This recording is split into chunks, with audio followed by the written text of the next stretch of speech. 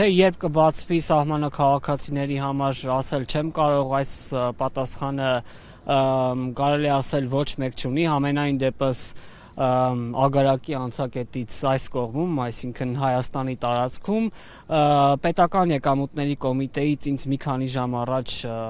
պատասխանեցին, որ խնդիրը իրանական կողմում է, Նորդուզի անցակետում, կարծես տեխնիկական մի խնդիր է եւ ըստ այս կողմում արդեն ծավալվող զրույցների կապի խնդիր կա, այդ համակարգը սահմանային անցումների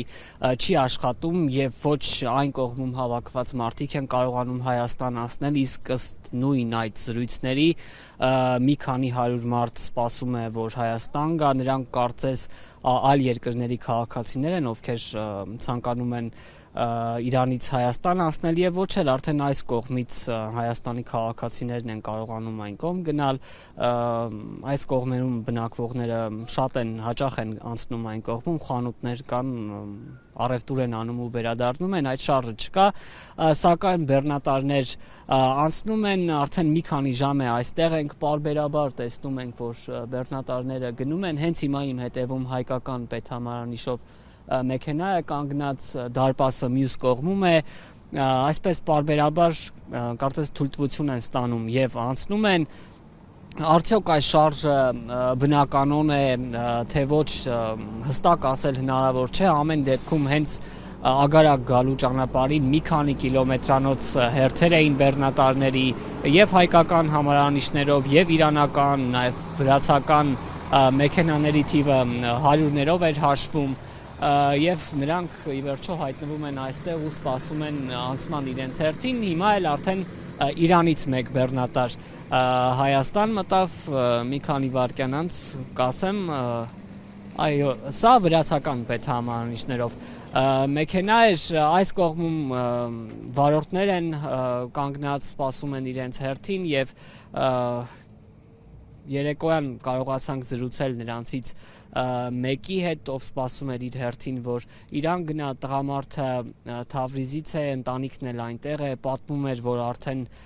մեկ շաբաթ ընտանիքի հետ կապվել չի կարողացել եւ միայն այստեղ արդեն սահմանին հասնելուց հետո կարողացավ խոսել։ Տղամարդը պատմում էր, որ Թավրիզում նույնպես հարվածներ կան,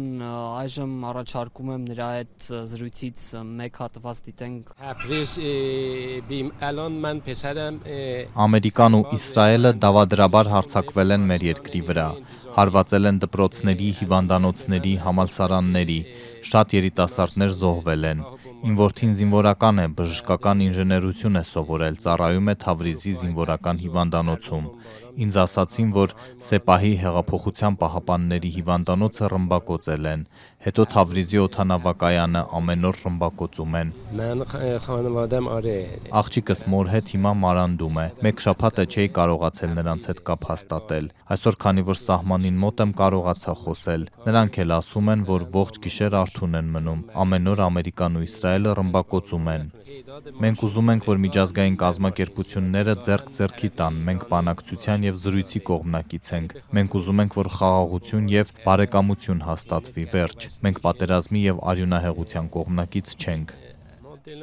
Այս անցակետում հերթը մեկ լինում է, մեկ ոչ, նայած մեքենաների քանակին։ Երբեմն այս կողմում է շատ լինում, երբեմն իրանական կողմում։ Բայց քանի որ մեր երկիրը ռմբակոծել են եւ ինտերնետը միանում անջատվում է, Իրանի մաքսակետից մեքենաների ընդունումը շատ քիչ է։ Ես 3 գիշերվանից ժամը 10-ից հերթի մեջ եմ եւ հիմա տեսնում եք, նոր հերթս հասել է, որ մտնեմ Հայաստանի մաքսակետ։